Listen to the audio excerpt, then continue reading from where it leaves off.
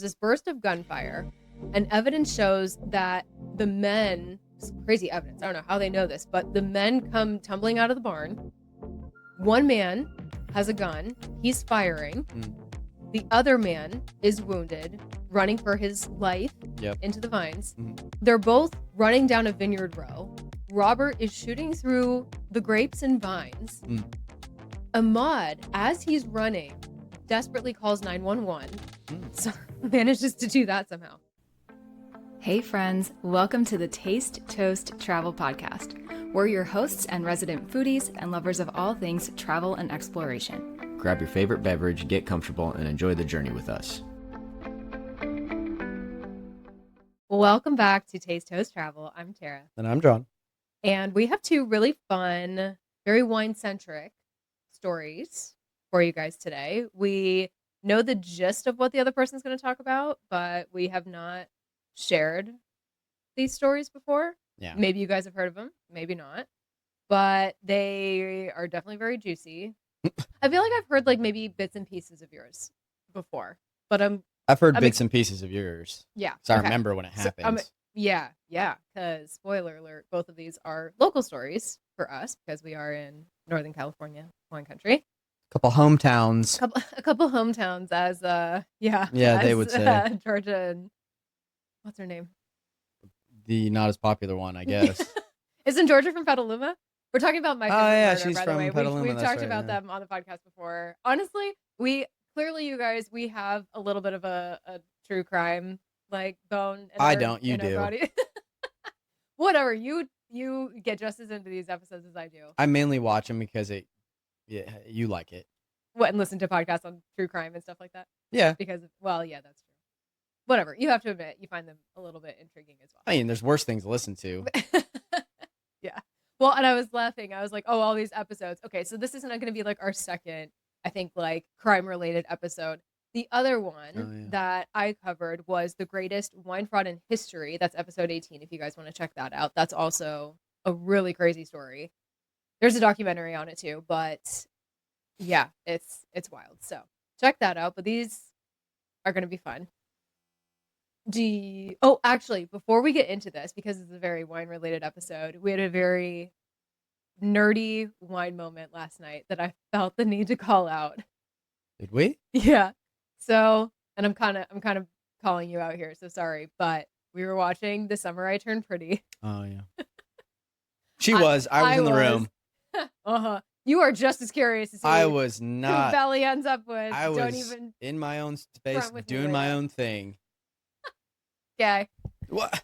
You were putting while I was doing my own green thing in our living room. That's true.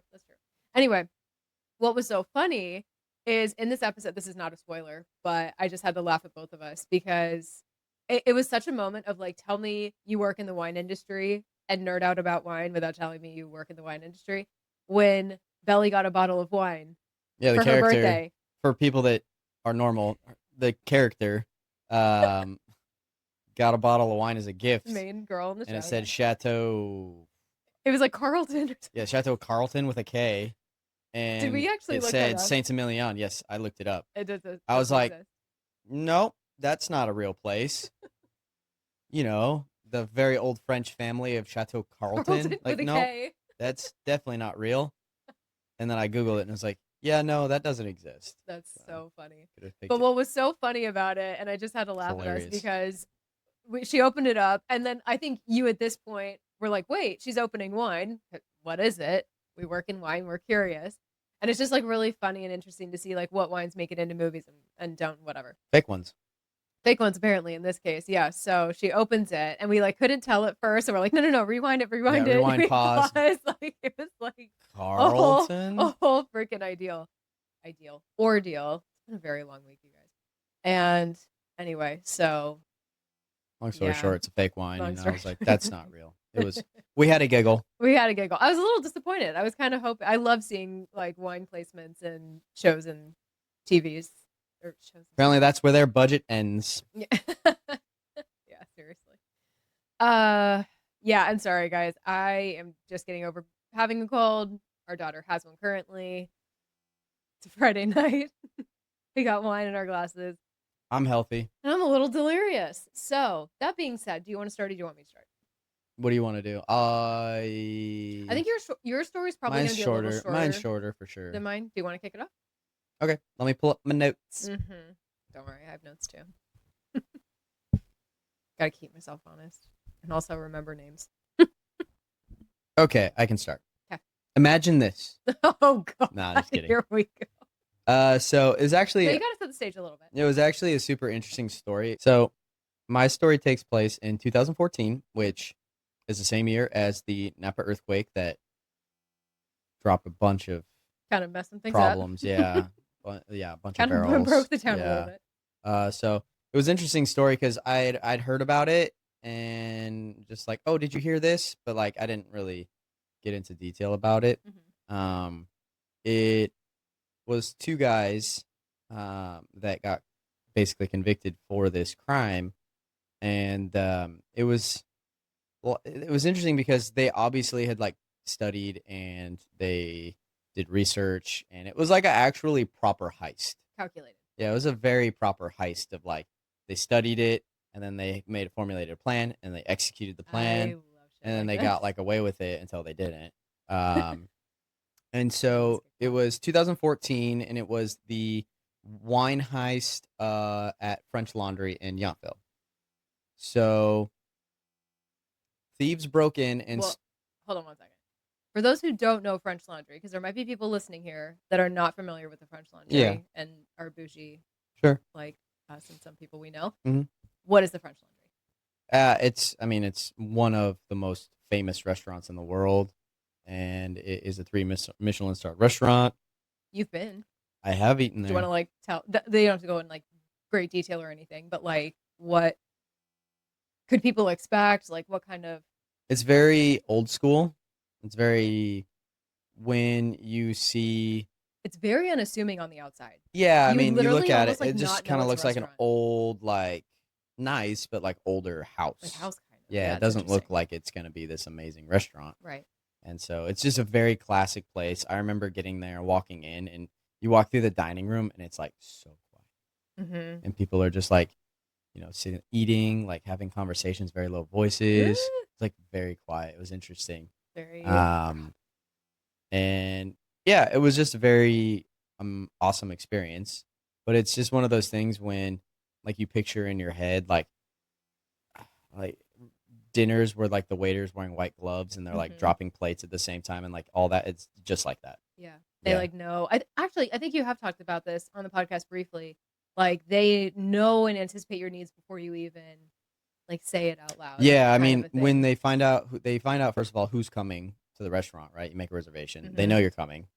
They will stalk your Instagrams and your socials and like find out stuff about you. So, So if they like find out you're left-handed, they'll set a place for left-handed people. Like so you sit down, you're like, oh, it's set for a lefty. Like they just know things and they just like they just know. yeah. So not your everyday dining experience. This is your Definitely most people once in a very, lifetime. very expensive. Yeah. I mean, with Like- wine, it's like $7.50 a person. Yeah. It's like 10 courses. I can't even remember at this point. Lots of wine was being drunk. But it was fun. All right. So to set the stage. And for so, okay, people a and little so, bit, because this because- is no ordinary restaurant getting. To be a 3-star Michelin restaurant, you have to have a certain caliber of wine on your wine list. Yeah. You can't just like have Franzia. It's like you're not going to Or get Franzia. any stars.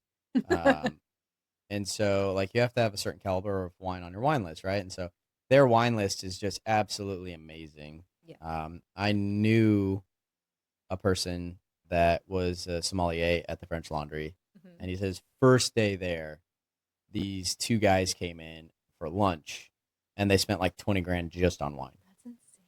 Yeah. What? Just on wine. Bottles? Yeah. It was like 3 bottles. That's like FU money. That's Well, I mean, crazy. Yeah, what it probably was is like 2 like businessmen, and they just put it on like the Put expense it on account, the and tab. they don't Yeah. care. Wow. Right, yeah. So they have like wines like that. I mean, Yeah. their tabs are crazy. Like Mhm. at the end of the night, like poof, thousands and thousands of dollars. You'd never know. Yeah. And so these two guys basically burgled French Putting it mildly. French Laundry overnight. Uh-huh. And so it was very fascinating. So it was December of 2014, and it happened Christmas night. I didn't know that. Yeah, it was Christmas night. And that's just mean. And so, You yeah. have nothing better to be doing. It was actually goddamn. funny. Christmas night, it happened, and like Thomas Keller posted a picture, and it said "The Grinch That Stole Christmas." Wait, what? Because he obviously found out that they stole all of his wine, and the doors were broken. Oh my god, I forgot this was a Thomas Keller. Oh my gosh, restaurant. Yes, Thomas Keller. Wow, you guys. Okay. Yes. So again, for those who don't know, French Thomas Laundry Keller, is owned by Thomas Keller. Incredibly famous chef. And he owns Per Se in New York. He's and just a bajillion other one of the things. most famous restaurateurs. Anyway, Yeah. yes, and wow. chef. And so he was kind of like poking fun at himself essentially. Yeah, and he was basically like, was he posted a picture of like, all the stuff broken into and stuff. It was like, the Grinch That Stole Christmas. I mean, to be fair, he probably had everything insured, and he obviously it's a pain in the ass, but yeah, no, he's not an idiot. It was insured. No. But the thing was, so they did it on Christmas night when obviously French Laundry's closed. Yeah. Everything's closed. There's nobody around. No one's on the street. I hate to say kind of smart, but sure. And the security systems at French Laundry were turned off because they were just starting this months-long renovation of the restaurant. And those guys and so they that? Yeah, they knew that. Yeah. Wow. So they knew that they were starting the renovations and the security systems were turned off. Okay, I can't wait to hear who this was because. And so they broke in and they stole 76 bottles of wine, including Domaine de la Romanée-Conti and Screaming Eagle, two of the most expensive wines in history. Yeah. And it was estimated that they stole around $300,000 worth of wine. And so they broke into the restaurant, right? They pried the door open with the tools, and then they smashed open the wine cellar, and then they just grabbed the wines and left. Oh my god! And so 73 bottles, that's a lot. Some individual bottles valued at up to $15,000 per bottle. So so they got away with it for a while. Most of the wine was actually recovered. Really? Okay. See, I was wondering about that when you were mentioning some of these bottles. I was like, you sell them, but there's no are there serial numbers? So what most wines don't have a serial number. Right. Some of these really expensive wines, Thomas Keller had these serial numbers on them. So smart. And so he actually recovered these wines in North Carolina. They were sold to a I think it was either sold to an auction house and then they sold them, or it was sold directly to, I think is what it was. It was sold directly to a buyer in North Carolina. And they found out that the wine was stolen. Right. And then they basically just shipped it back to Thomas Keller, essentially. So they lost money? No, they would be reimbursed for it. Oh, they would? Okay. Yeah, they'd be reimbursed for it. Kind of So there's still some of the wines that weren't found again, right? Those are gone forever, but most of the wines that they did recover. The most expensive wine at French Laundry is a Magnum of 1992 Screaming Eagle, which is their first vintage, and it's $50,000 for a Magnum of Screaming Eagle. Oh my god, that's still there. I believe so. Yeah. Okay. Yeah, that's the most expensive bottle they have. Yeah. So. I'd love to try that. Two men were arrested for it. One guy, his name was Davis Kyriakos. For sure. And Alfred Georges. Okay. They were arrested and charged with, burglary, breaking and thefts, entering, all that. One got sentenced to 38 months in prison. The other one was 18 months in prison. But the other thing is, too, they were also connected to two other wine thefts. And these guys are from California, too. Really? Yeah, one of them was from Modesto. Yeah, one's from Modesto. Why does all this shit happen in Modesto? One from Modesto, and then the other guy I think was from South Bay. Maybe San Jose. I can't. Scott Peterson, Modesto. Yeah. I know that's true. Yeah, Modesto. There's good people out in Modesto. And so they were connected to wine being stolen from a wine merchant in San Francisco. and a steakhouse in San Francisco. What's their deal? They steal wine and sell it. Well, I see. What do you mean? That's, I guess, the epitome of what they're doing. I don't know. I just like, what's your deal? Why you gotta do that? Is it that rewarding? I guess maybe it is. Yeah. Do you know how they had that much intel into? It doesn't say. It didn't get into Didn't like get into that. how they knew things. That's what I want to know. And that's the other thing that they were investigating is like how they, who, because obviously you need other people helping you to figure out certain things like that, right? You need Right. someone to tell you like, oh, we're, renovating starting this day. We're going to have everything turned off. Like you should do it then, right? So that was another thing they were investigating was it like, was like a little inside. yeah, trying to figure out who, like what else was involved with this whole thing. Right, and they never figured that out. Oh, no, not really. Hmm. They like had suspects. Clearly, they needed me on this case, or just like literally any other woman anywhere, because we get Yeah. to the bottom of shit. Just get on the internet and search. But like literally, I'm just saying. Like, sounds very lazily done to me. I feel like they could have figured some more stuff out here Yeah, it if was they had dug deeper. interesting. It was very well executed, honestly. Some of the Until it wasn't. some of the other heists, I mean, they have them on camera and like they're Yeah, I was wearing gonna say, masks. so how did? Do you know how they found like these two guys specifically? Did they catch them on camera? Did they? No, yeah, they caught one of them because the FBI got involved. Good. That's what they should. And they were able to trace the sale to the buyer. Oh, I the buyer in guess. North Carolina Right with the okay, yeah, with the yeah, yeah. stolen wine. Right. They were able to trace the sale back to one of the guys, Okay. and then catch one, you catch them both, essentially. Interesting. Yeah.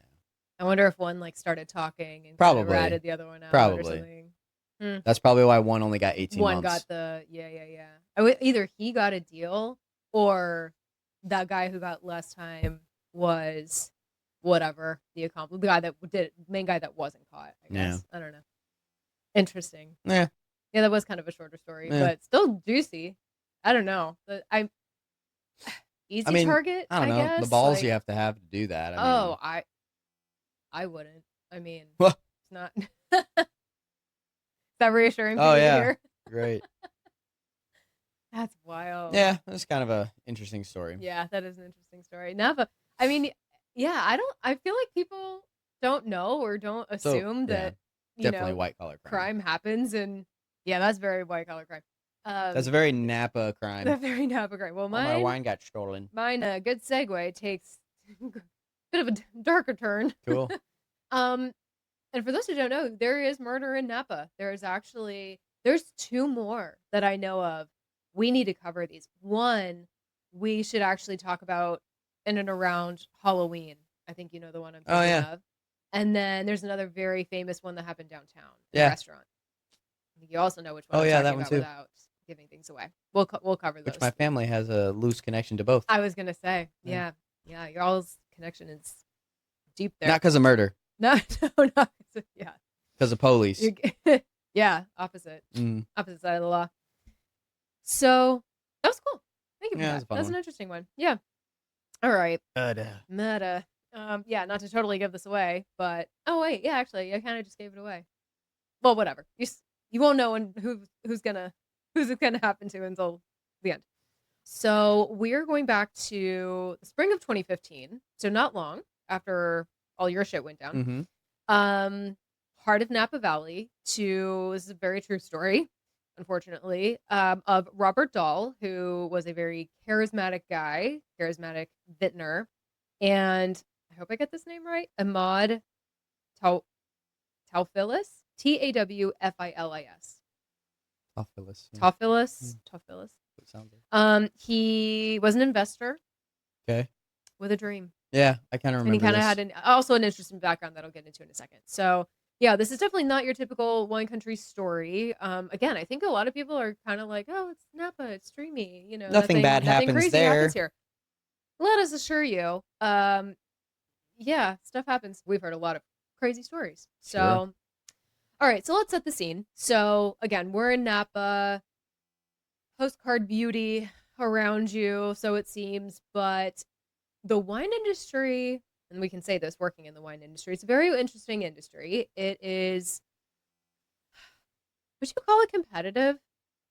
I think it's competitive I in mean, some ways. yeah. Maybe very behind the scenes. Maybe if you are just getting started, if you're trying to build something. I think it's a little competitive maybe with some of the bigger companies, right? They're trying to kind of out-strategize each other a little bit. But anyway, it's just Yeah, I mean, it's sales, so it is competitive to a certain yeah. point. So it's It's not like the Jets and the Sharks, but yeah, I yeah. mean, Yeah, sure. But I mean, if nothing else, again, luxury product we're dealing with here, and it's something that's very, very expensive to make. So it it can cost you a lot of money to get started in right. the wine industry. Goes without saying. So Robert Dahl is in his 40s. He actually has roots in Minnesota. So he's from Minnesota originally. Don't you know? And and he launched Dahl Vineyards in Yountville. Oh, so my story is a little bit in Yountville as well. Is it DAHL? HL. Yeah. He had also started a brewery at one point. I'll touch on Hmm. that in a little bit. Beloved by some, but also called as like high energy, big personality by some other people. Maybe some in good ways and some in bad ways. Hmm. So, in contrast, Emad is more of a finance guy. He's from Los Gatos. He was also involved in movies as well. I think he was like, I think it was, if He I was was like a reading this producer, correctly, he right? was like, yeah, producer, like filmmaker kind of a thing. But also an investor. He was known to be very humble, very grounded. Yeah, just a young businessman Yeah. from Silicon Valley. And he believed in the wine dream, so to speak, and he wanted in on that. So he was really excited kind of not to be this like corporate guy anymore. He had made a lot of money and he was just kind of tired of it and he wanted to explore other things in life and things he had a passion for. But for him, wine was really more than a passion. It was like really like a driving ambition for him. He was really kind of like serious about it. So in 2011, he got to know Robert Dahl and they started talking about like this dream of, kind of making it big in the wine industry. Bit of a, I don't know, eye roll to me because making it big is very hard. Yeah. Like impossible. Yeah, Unless you got a lot of money. You're gonna put a lot of money in to make a lot of money, and then good luck making money. So, in September of 2013, Emad handed over. So I'm seeing some kind of like differing reports on this. One I think said like 1.2. I saw 1.3, 1.4 ish. So I'm just gonna say a little over $1 million to Robert to fuel that winery and brewery dream. Interesting. That he had. So it seemed like the perfect match at first. Robert, who supposedly knew about wine, but didn't really have the money for it, obviously, and Emad, who didn't know a lot about wine, but had the cash to fund all the stuff Robert wanted to do. Dahl, the ego maniac that he was, wanted his name on the bottle, and Emad was going to help make that happen. And his investment would ultimately, I mentioned that he launched Dahl Vineyard, so his investment ultimately helped him do that. I don't know about single-handedly, but he was like a huge part of it. So sure. I mentioned the brewery. Not long after opening that brewery, it closed. So with the brewery specifically, there were two people that he, I believe, co-founded it with, if I read my sources correctly, who helped found it and finance it as well. Obviously felt some kind of way about this. They were like, it just like launched. What are you doing? What do you think? Where's this money going? What do you mean we're in financial trouble already, kind of?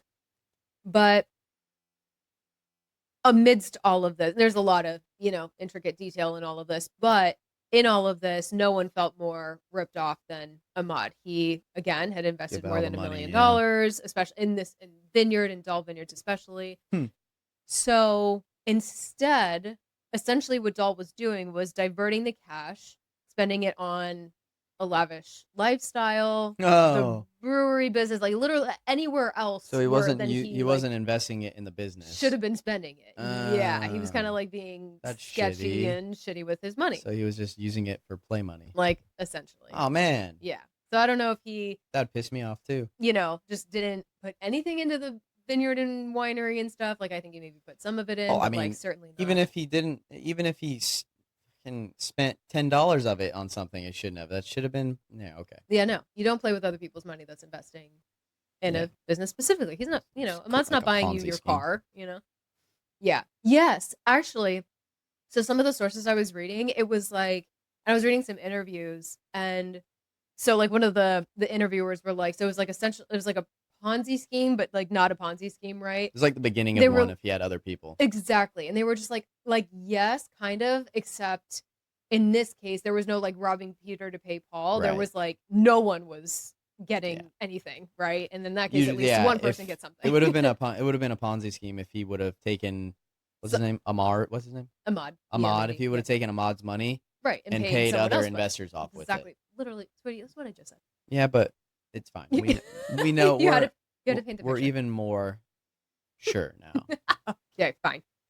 So Emad hires a lawyer. Obviously, he was angry. He wanted his money, and he wanted to find out everything he could about Robert Dahl. So I think he's just like, who's this guy? I'm not taking this. Yeah, lying down here. Even though I'm like, again, he seems like a very nice guy. He's like, I'm just, he's not going to lie over and lose $1 million plus easily.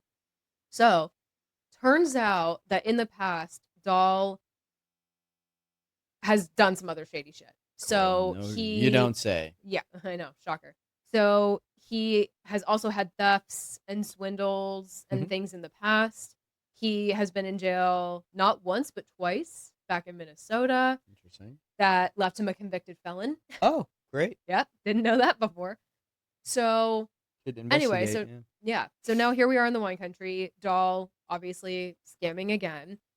Every time he'd get a business investment, the money seemed to go, right into his pocket. So by 2014, Emad filed suit for fraud and misuse. Dahl countersued. Fucking nerve of this guy. He countersued and claimed Emad charged unlawful interest. Like, honestly, kick rocks. So courtrooms and subpoenas stepped in, tensions grew, both sides were suing, and it just like headed for a showdown basically. So Ahmad's very angry at this point. He wanted his whole investment back, but it's not looking good at this point. The strategy was to file a lawsuit in Napa to basically get control of the collateral, I guess, whatever the collateral was, and basically, I do know what that is. Basically prevent stuff from disappearing. So the collateral was mostly like wine tanks, equipment used to make wine, things like that. That was very expensive too. Yeah. So Robert had 19 court appearances in Napa, in the Napa court system, in like a 4-month period, which is crazy. And the Napa court issued an injunction against Robert saying that you can't sell your inventory. Right. Which, of course, in effect should have shut down his winemaking and wine selling operations. So it all belongs to Emad, essentially. But even though Emad was technically winning in court, Robert Dahl was doing everything he could, basically, to cheat the system. Of course. He was even secretly taking equipment and trying to sell it off. Nah, please be a worse human I can being. see that. It's crazy. Not surprised.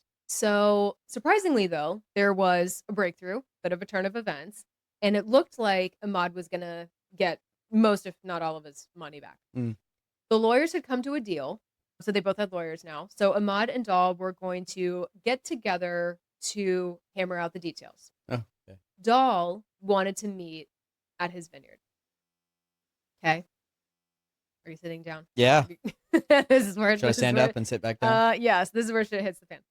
So there was a definite agreement on what was going to be paid to Emad. Somehow that had been worked out, right? Okay. But then Robert Dahl, he decided to rock the boat. So at this point, I believe they're on a phone call, from what I understand. Okay. So he's basically, I don't give a shit what the lawyers negotiated. This is my offer, which was several $100,000 less than what was agreed to. Which, again, how he has the gall to even try and attempt this at this point is just beyond me. But anyway, this is who we're dealing with, not a sane person. So what seemed to be a nearly done deal suddenly started completely unraveling. The lawyers at this point felt it was a breakdown that Emad and Dahl should deal with on their own. Huh. which I think is interesting. See how that goes. If only we were a fly on the wall on that phone call. No. So, Kusha Barakim, one of Dahl's attorneys, said that they were both very business savvy men, and this was something that they could have easily handled. Which I would care to argue that is not the case, given the fact that I'm pretty sure they did handle it at this point. Well, yeah, we're getting there. So there had been a meeting one-on-one in a room inside the barn at Dahl Vineyards again. So this is where the conference call was happening. So both lawyers got off the phone, and both of them expected to hear back from their clients, like maybe not right away, but like not super long after. So this person with the last name of Wiseblood, who I believe was, wait, hold on, whose attorney? I think that was Emad's attorney at this point. Oh yeah. Sorry, Wiseblood was Emad's attorney. He said 20 minutes went by, didn't hear from him. Both sides are expecting calls. Long time passes at this point. Yes, David Wiseblood. So he gets an email. This is crazy. Apparently from a wine writer saying that there was a shooting at Dahl Vineyards. So Barakim, I think like Wiseblood had called Barakim. They basically, one of the lawyers called the other one. Yeah. And were like, there's a shooting. I don't think they knew what happened yet, even, but they were just like, this is like, this is not good. Yeah. So Barakim, in his interview, Barakim thought Emad had lost it, actually. But, one way or another, clearly an agreement was not come to at that point. So not only did that happen, but now all hell has broken loose, but they still are like in the dark about what actually happened. Yeah. So apparently there's this burst of gunfire, and evidence shows that the men, this crazy evidence, I don't know how they know this, but the men come tumbling out of the barn. One man has a gun. He's firing. The other man is wounded, running for his life into the vines. That is Emad. Running away. Okay. So Dahl has officially lost his shit, and he's the one with the gun who's shooting now. So this is literally out of a movie. Interesting. A very, very sad movie, I should say. So they're both running down a vineyard row. Robert is shooting through the grapes and vines.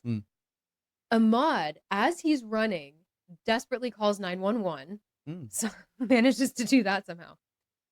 Robert, I guess, at some point figures out, I don't know how this is all configured, but he figures out that he can't catch Emad.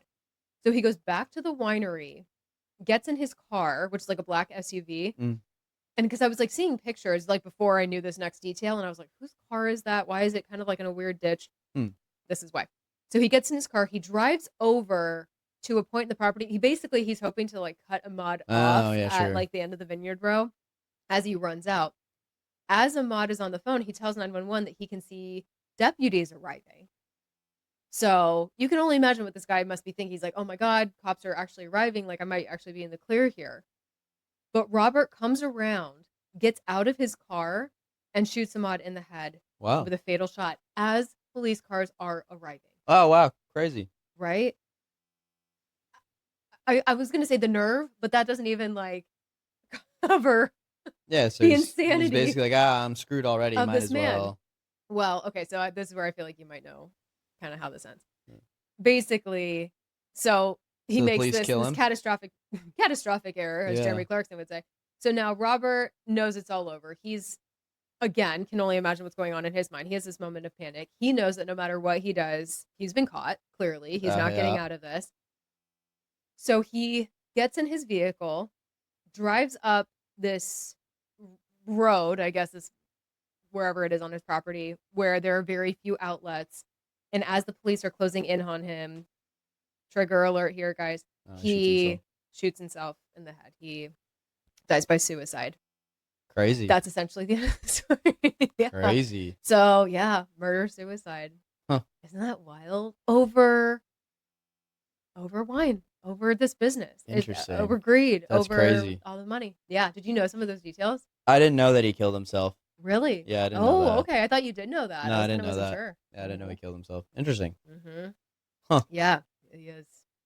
I know. Bold move. I was like, feel like that's like the epitome of like that could have been avoided. Yeah. Like, I just, And it's interesting. I was like trying to read some other things in terms of like what happened that day, how he got so triggered, how premeditated it was. I know. I wonder how find long that it was sort like. of interesting. I was going to ask Yeah. you your opinion on that. I sadly, I don't really have an answer or like kind of what exactly triggered him. I don't think anybody like really knows at this point. Do you think it was premeditated? No, I think something like that probably just happened out of like a crime of You think like they're passion. Like, talking, like he somehow had a gun yeah, on him, but like, yeah, maybe their talk was yeah. just going. Well, clearly it went badly because they started like It I could have said, they came been like some of it. bursting out of the Some of barn it could have thing. been premeditated, but I think that it just all kind of like happened in the moment. Yeah, I think so too. I'm not Just sure. I really, absolute, it's just hard to say. But blind greed and anger and Jesus, whatever. ridiculous. I know. That's crazy. Yeah, some crazy shit happens in Napa. Yeah, it's all about money. But let this lesson be a lesson to all of us. Don't steal. Yeah. Don't burgle. Really Yeah, please expensive don't. wine. Don't steal wine and don't kill people. Don't kill people over wine. It's pretty simple. 2 rules. What are those crime junkie life rules? That's another Ashley Flowers from I don't know. Crime Junkie podcast. They have Don't steal and don't murder. crime junkie life rules. Yeah. But yeah, so let us know if you guys want more stories like this. We kind of like shaking up these episodes with some of these Yeah, it's fun. crazy sort of like wow Yeah. stories, especially from this area. But honestly, we should look at some in like other countries or Yeah, I'm sure there's things like that. other ones. Yeah, it has to in be. the realm of like food and drink and travel, which is obviously what this podcast is all Yeah. about. I mean, my God, there has to be tons. so many yeah. stories we could. It's all about money. I'm So scared to cover wherever plane there's crashes money. and stuff because it's like bad juju. Oh, I for don't know, God's and sake. It's like one of my biggest fears. Wherever there's money, there's Knock on crimes. That's wood. That's for sure. Yeah. I know, seriously. All right, guys. Well, we'll definitely be back with the 2 other stories that I hinted at. I think those will be fun. But in Yes. the meantime, if you guys actually have any stories for us that could, even if it's completely not about wine, again, this could be just more food, drink, or travel, but like interesting, maybe kind of crime related stories. We would love to hear them. These are really fun to cover and scratches that itch for me. So yeah, let us know, DM us, email us at hello@tastetoasttravel.com. And until next time, we'll see you in the next episode. Cheers. Thank you so much for hanging out with us and tuning into the Taste Toast Travel podcast. We really appreciate you being here and hope you're enjoying these honest conversations about all things sipping, savoring, and seeing the world. If you like what you're hearing on the podcast, we would truly appreciate a rating or review on whatever platform you're tuning in on, so fellow foodies, Epicureans, and travel enthusiasts can enjoy this content too. Don't forget to hit that subscribe button and give us a follow at Taste Toast Travel. We'll see you in the next episode.